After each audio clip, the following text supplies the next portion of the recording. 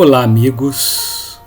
Conforme combinamos, mais uma vez estamos aqui para tratarmos do assunto das nossas lições bíblicas da escola dominical. Hoje estaremos fazendo comentários sobre a lição número 5, lição que será explanada no dia 2 de fevereiro de 2020. E o assunto é enfrentando as tensões no casamento. O nosso manual de estudo é a revista da Escola Bíblica Dominical.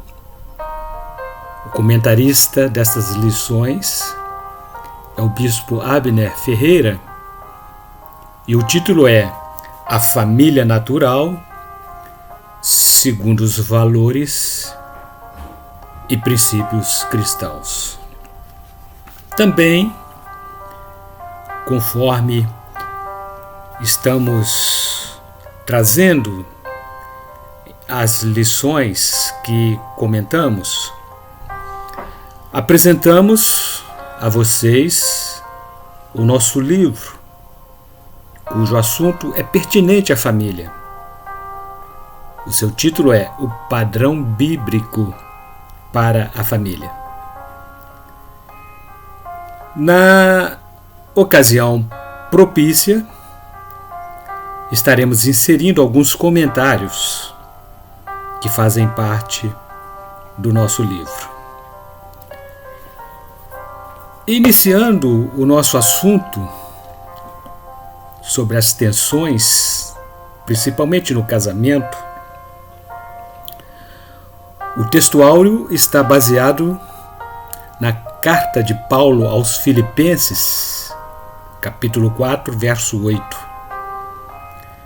Por último, meus irmãos, encham a mente de vocês com tudo que é bom e merece elogios, isto é, tudo que é verdadeiro, digno, correto, puro, agradável e decente. Paulo aconselha os moradores de Filipos a perseguirem alguns valores sobre justiça. Ele escreve: pensai nisso, ou seja, tomai essas coisas na devida conta. Que valores são esses? Tudo o que é bom, verdadeiro. Tudo o que é honesto, venerável. Tudo o que é justo, direito. Tudo o que é amável e puro, boa fama. Tudo o que é respeitável, de valor moral e digno de louvor. Tais virtudes, segundo o entendimento de Paulo, eram mais excelentes que todas as demais coisas. Por isso, a necessidade de ocuparem o pensamento nelas e torná-las como normas práticas de vida. E a verdade aplicada diz assim: é muito importante que os cônjuges tenham a consciência de que saber lidar com os conflitos no casamento é fundamental para se construir um relacionamento sólido. Como lidar com os problemas do dia a dia? Primeiro, encarar as dificuldades como desafios que precisam ser superados. Todos temos dificuldades. O que faz a diferença é a maneira como lidamos com elas. Precisamos ter serenidade para enfrentar as resistências. Segundo, desenvolver a inteligência emocional, juntamente com a fé, que inspiram calma e a certeza de que tudo dará certo no tempo certo. Terceiro, algumas pessoas só se cuidam quando o casamento acaba. Dê o melhor de você enquanto ainda estiver casado. Procure melhoria constante em todas as áreas da sua vida. E o nosso texto de referência está baseado no livro de Eclesiastes, capítulo 4, versículos 9 a 12. São os textos que o comentarista Bispo Abner destacou para o nosso estudo nesta lição. E o versículo 9 do capítulo 4 de Eclesiastes diz assim: é melhor haver dois do que um, porque duas pessoas trabalhando juntas podem ganhar muito mais. Foi Deus quem disse que não é bom que o homem viva sozinho. Foi Ele quem fez para o homem alguém que o ajude, como se fosse a sua outra metade. Em meu livro, O Padrão Bíblico para a Família, na página 121, eu falo do marido que lidera o seu lar e toma as decisões juntamente com sua esposa. Ambos decidem, quer na alegria, quer na tristeza, e os dois planejam a administração do lar e tudo transcorre de maneira maravilhosa. Versículo 10 do capítulo 4 de Eclesiastes. Se uma delas cai, a outra a ajuda a se levantar. Mas, se alguém está sozinho e cai, fica em má situação porque não tem ninguém que o ajude a se levantar. Infelizmente, o nosso mundo contemporâneo é um mundo individualista. As pessoas só pensam em seus próprios interesses. Muitos, até dentro dos lares, não querem dividir suas conquistas com ninguém. E Salomão está dizendo que é melhor sermos dois do que lutarmos sozinhos. Quando nos unimos, temos maiores chances de alcançarmos nossos projetos de vida.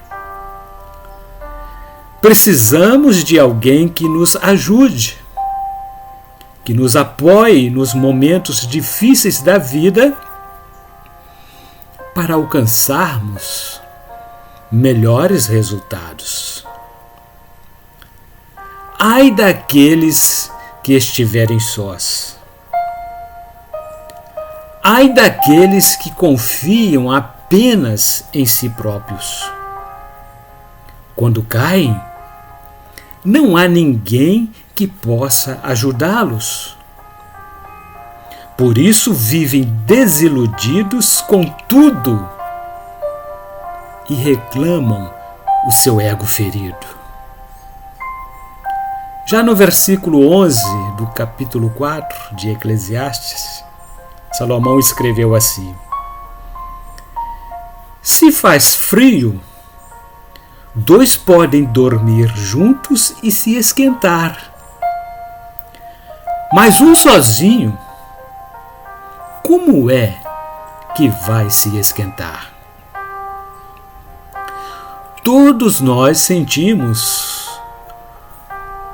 nos sentimos aquecidos com o carinho, com a atenção, com a preocupação dos nossos companheiros e companheiras.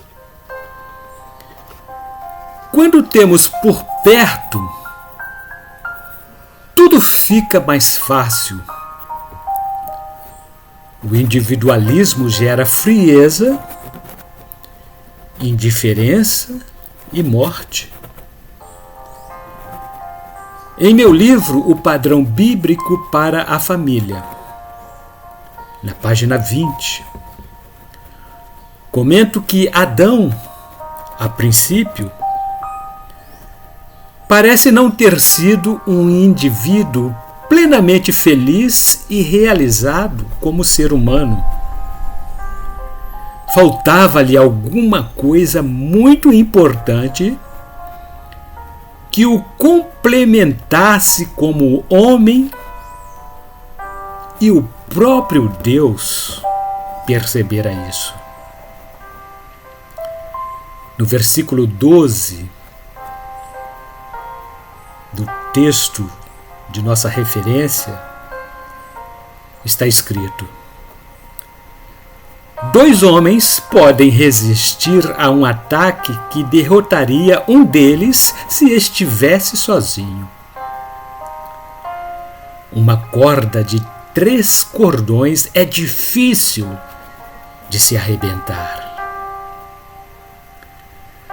Nada pode superar o poder da unidade.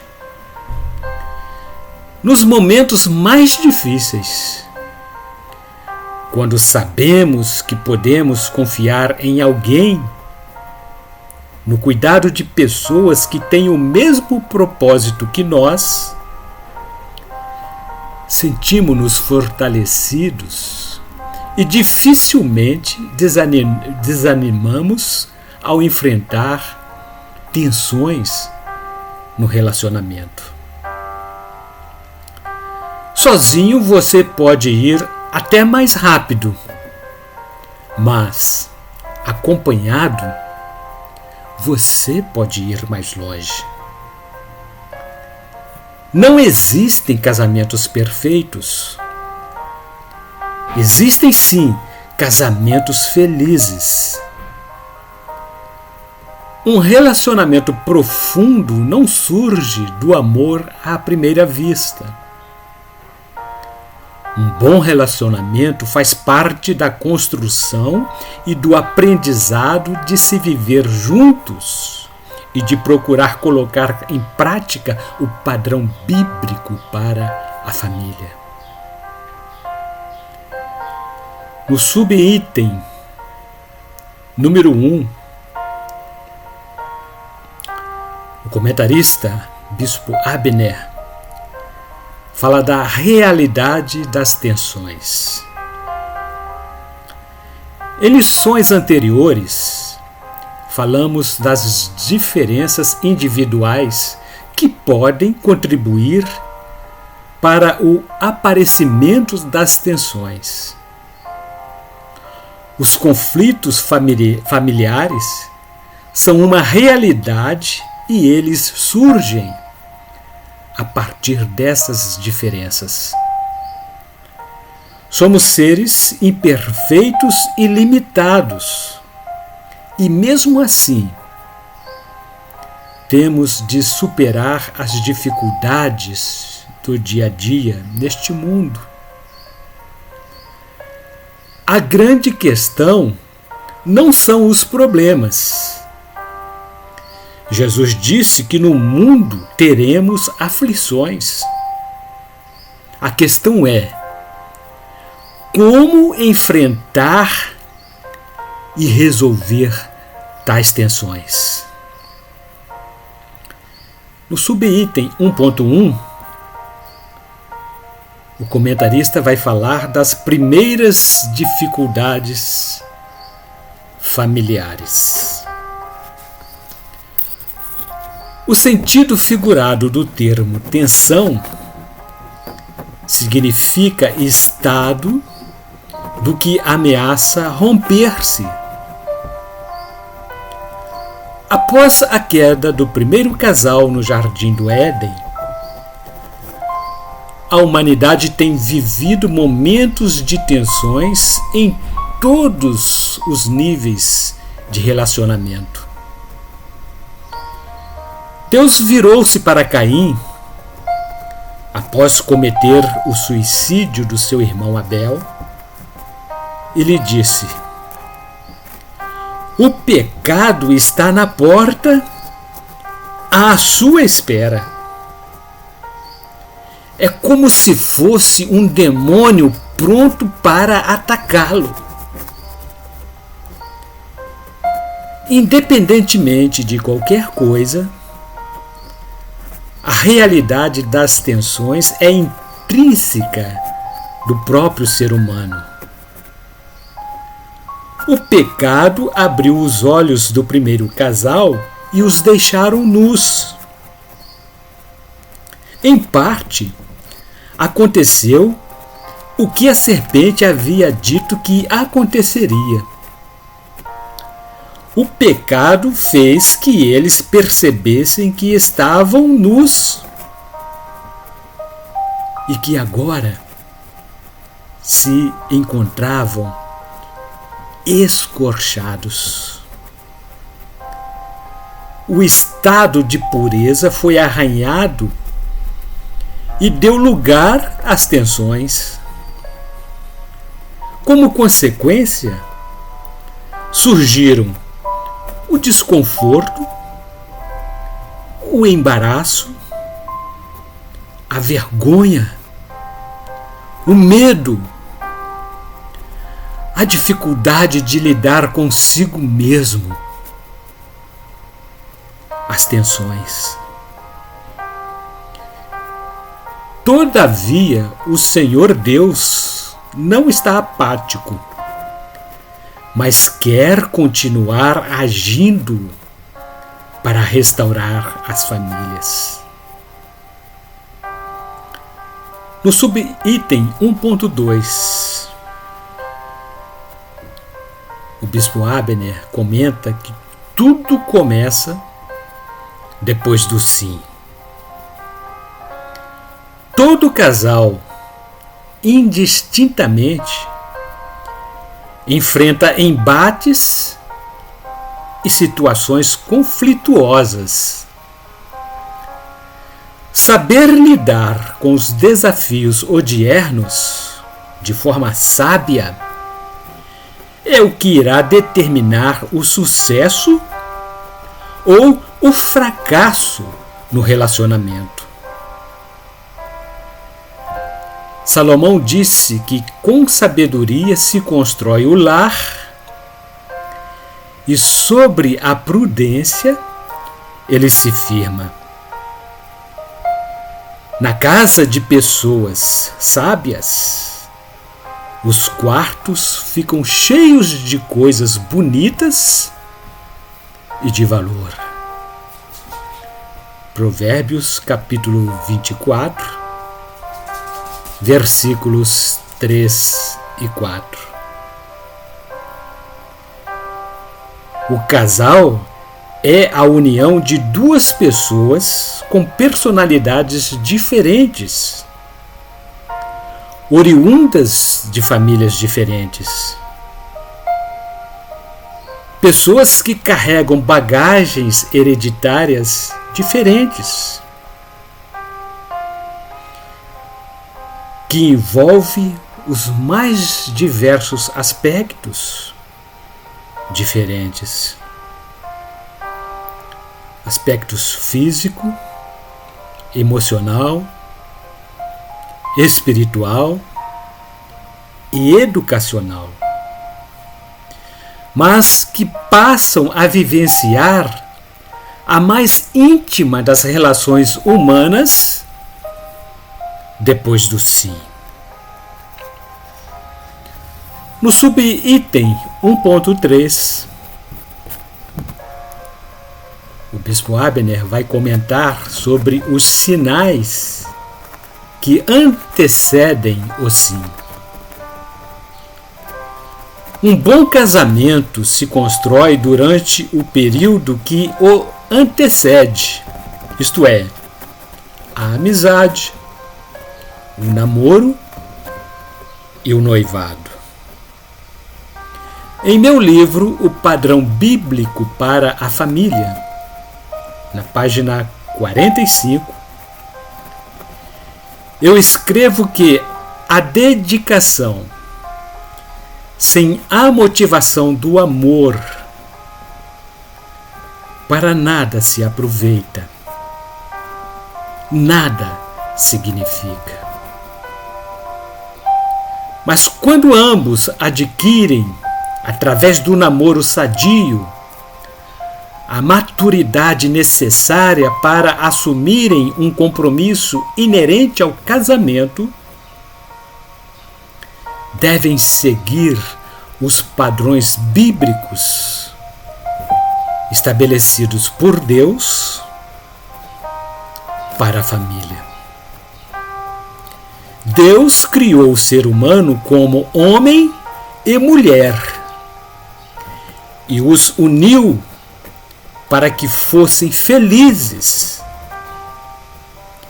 Está provado que as pessoas que se casam vivem por mais tempo e seus sistemas vitais obtêm melhor funcionamento e gozam menos frustrações com as circunstâncias da vida.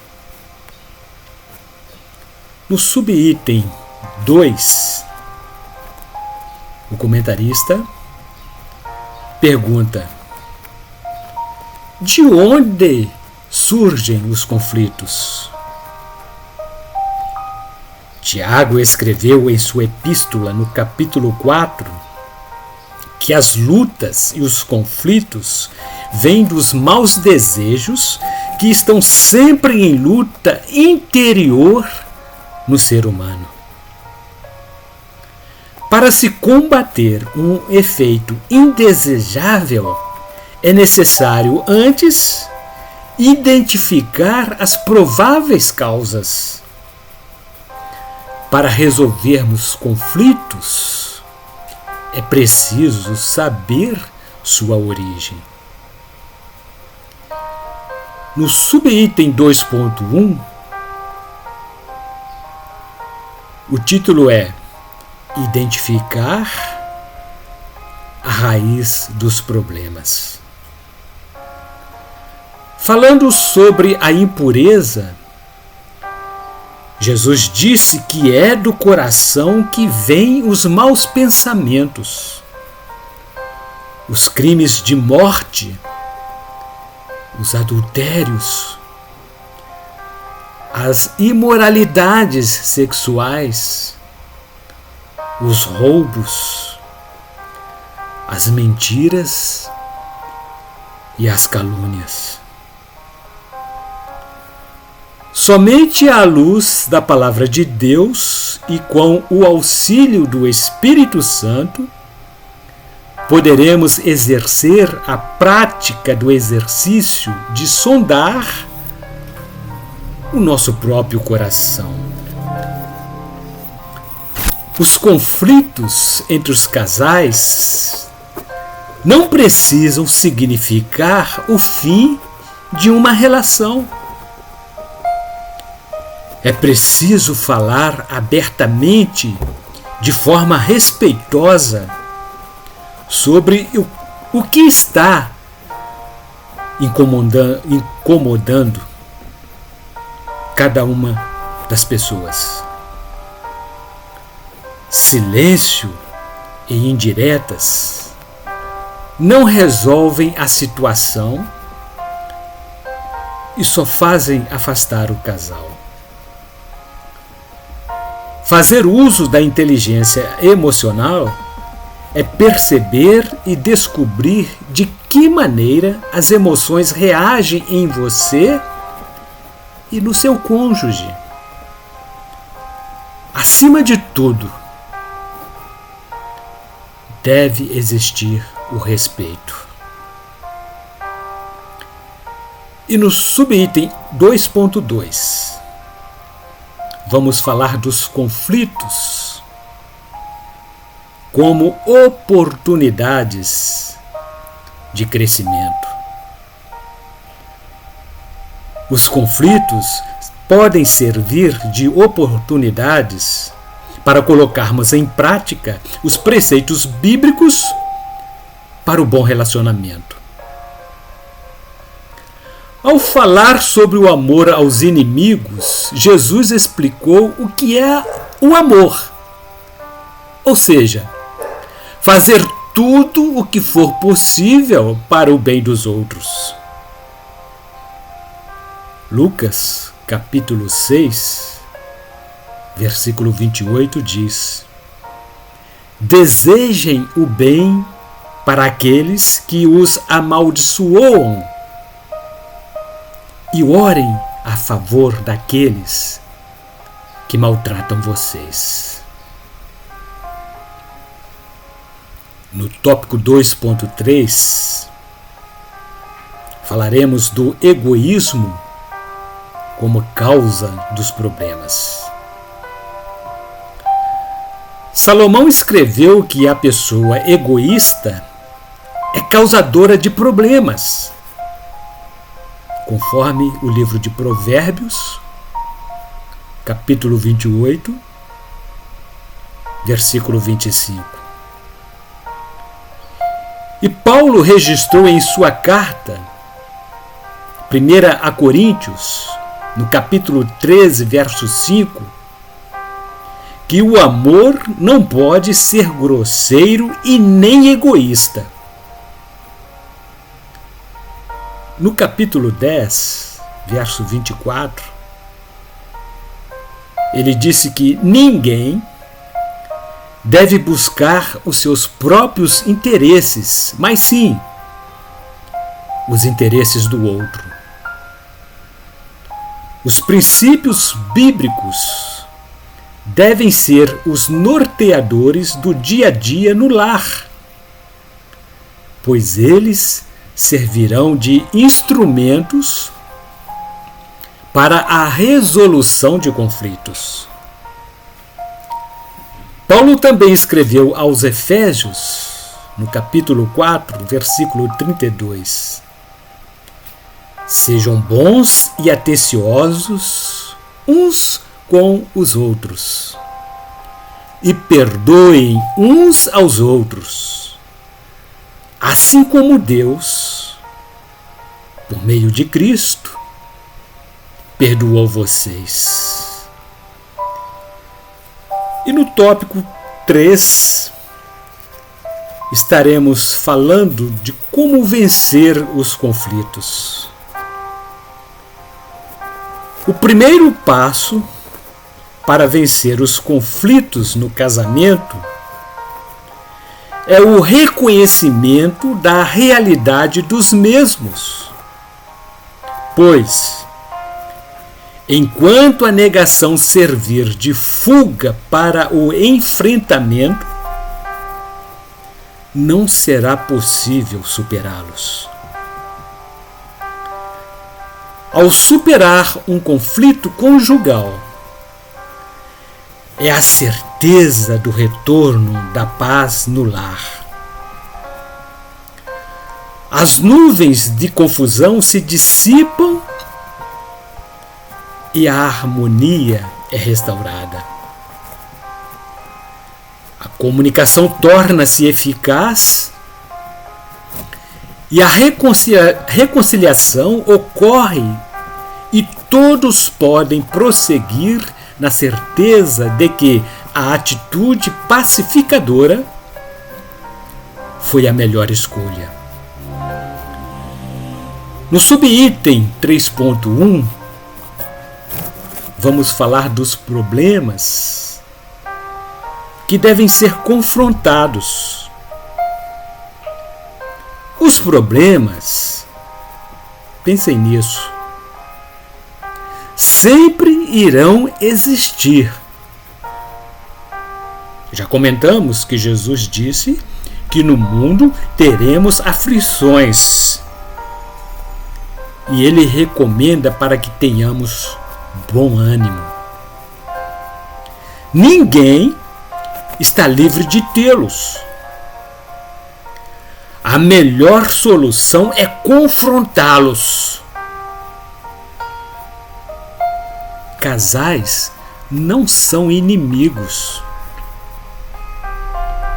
Paulo diz aos Efésios, no capítulo 3, versículo 12, que nós não estamos lutando contra seres humanos, mas contra as forças espirituais do mal que vivem nas alturas, isto é, os governos, as autoridades e os poderes que dominam completamente este mundo de escuridão. São os seres espirituais da maldade que querem controlar o universo.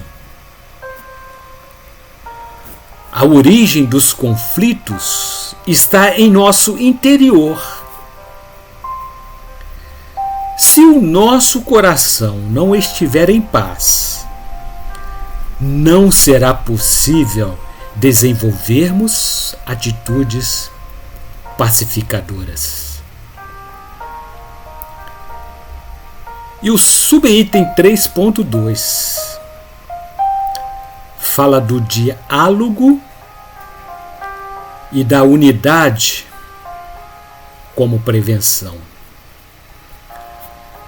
A unidade familiar depende diretamente do relacionamento desenvolvido pelos cônjuges.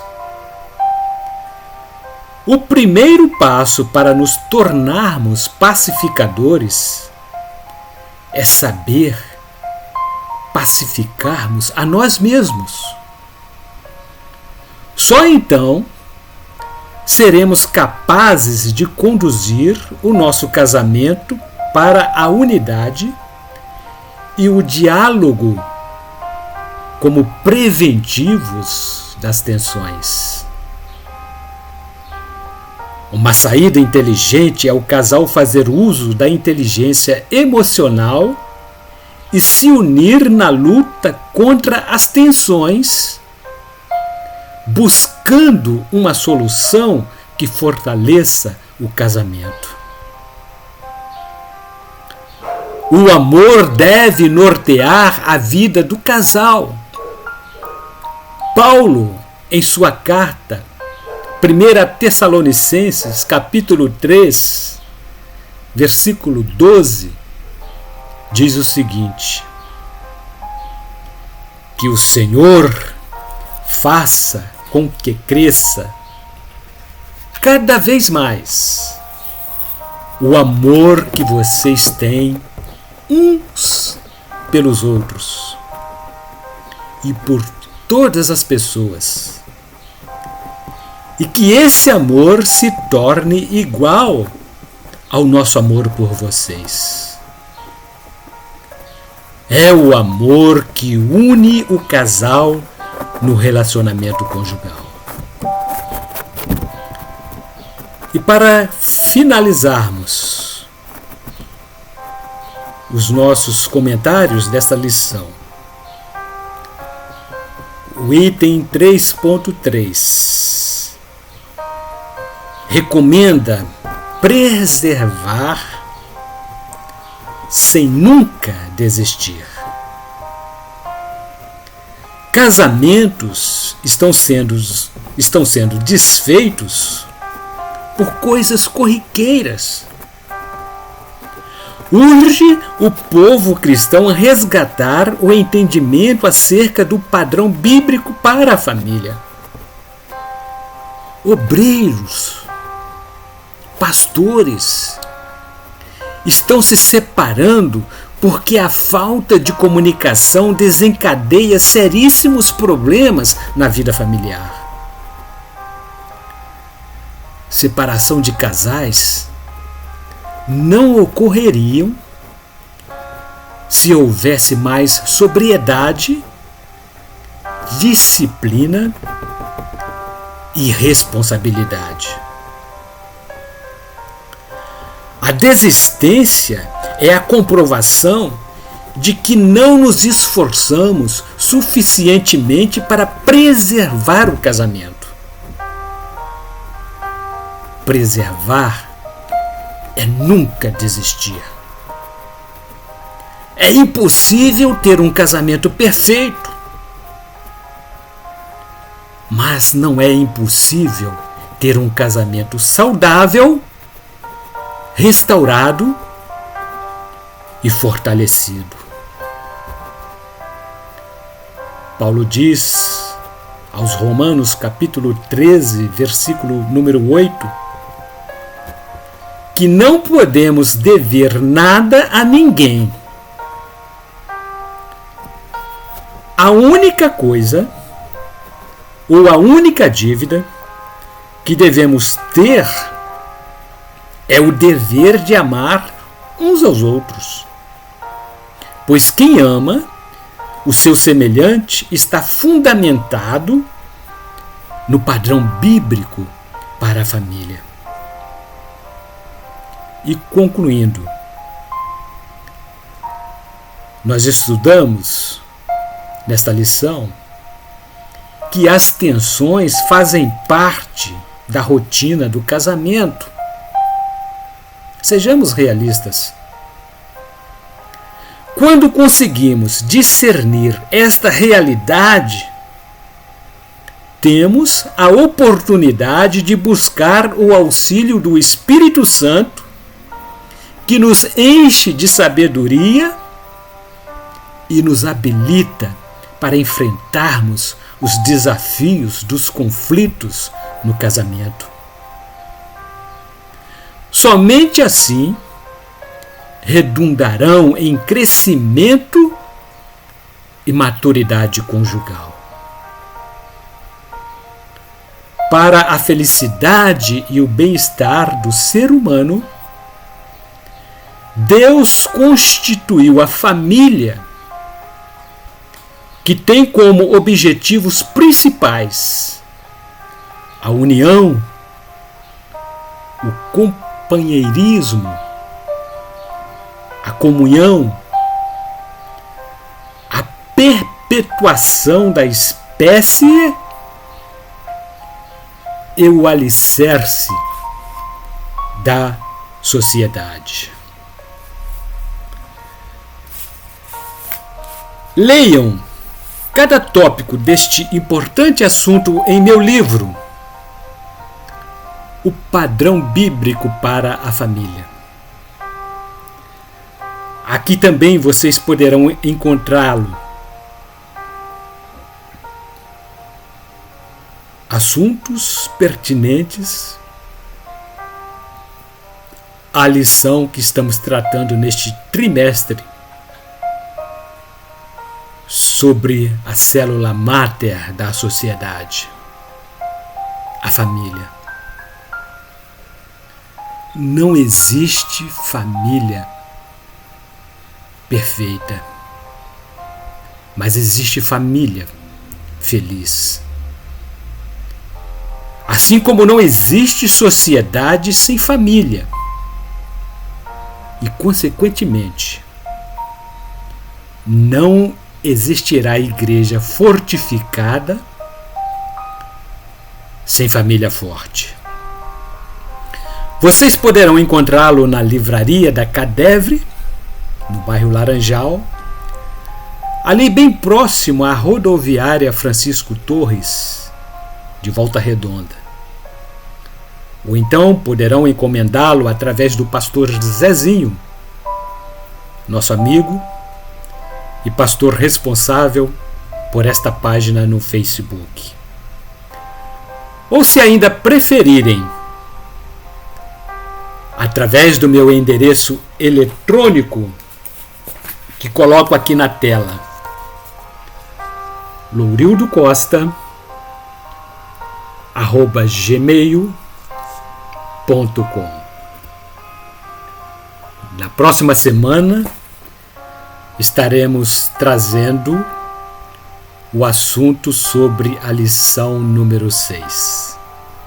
Até lá, e que Deus os abençoe em nome de Jesus.